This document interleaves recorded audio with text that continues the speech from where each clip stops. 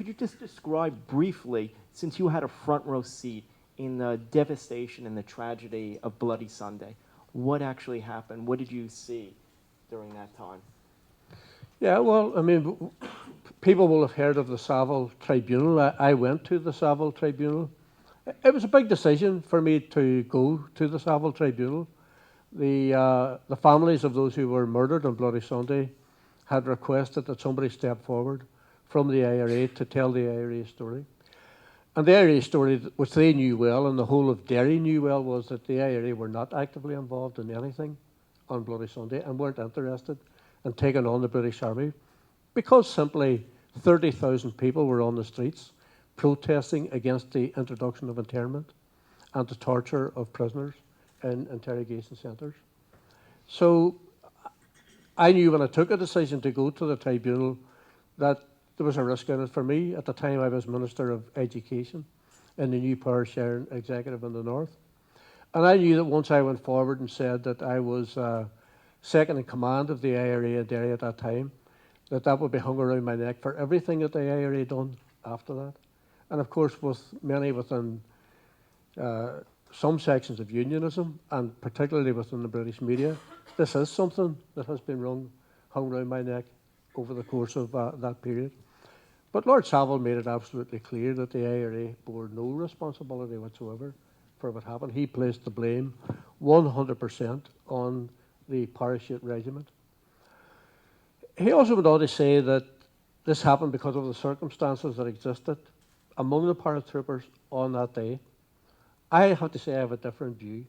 I believe that the parachute regiment, which is a crack regiment of the British Army, were sent to Derry to teach the people of Derry a lesson. To my day and day, I will always believe that they were sent into Derry to do exactly what they done.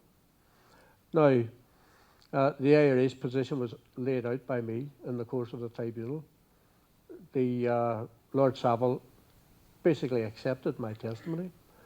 He did make one remark in relation to anonymous people went before this tribunal, for example, people who we don't know, but I believe are British agents, who said, for example, that I was armed with a submachine gun on that day.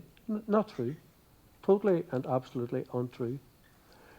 But these people couldn't be questioned by me, and I had lawyers at the tribunal.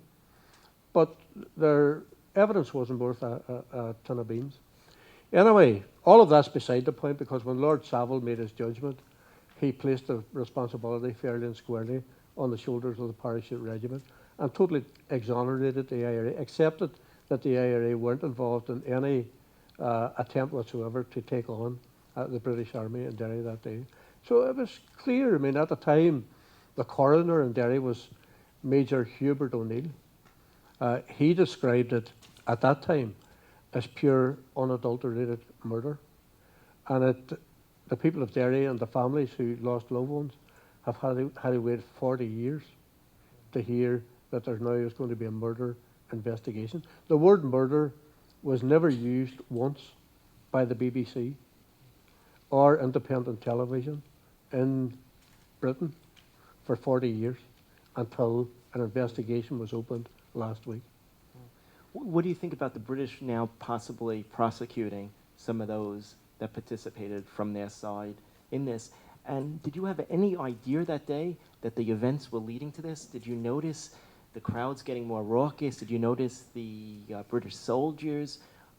What was your feeling that day? What did you see happening since you were right there in the heart of it? Well, I mean, there were 30,000 people on the streets. We marched from the Craigan estate. I was part of the marching group, and many of my friends were there also. And we walked down through the Craigan estate, through the Brandywell and to the Bogside.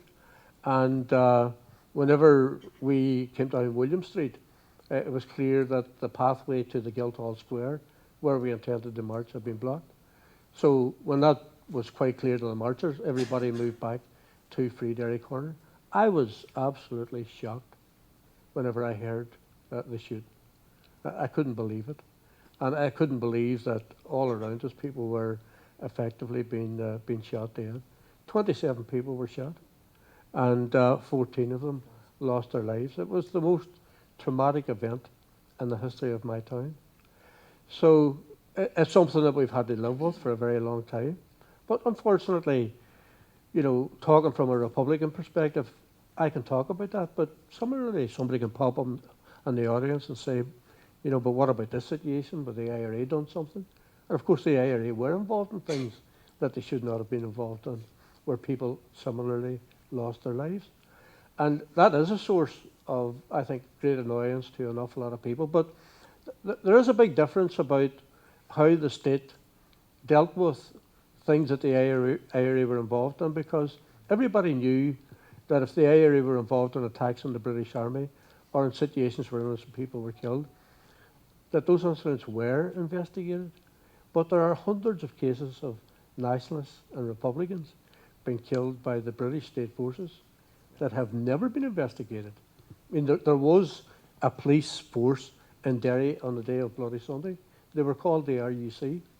They never investigated what happened on Bloody Sunday. The first real investigation into what happened on Bloody Sunday was whenever we managed to convince Tony Blair that he should establish a tribunal of inquiry.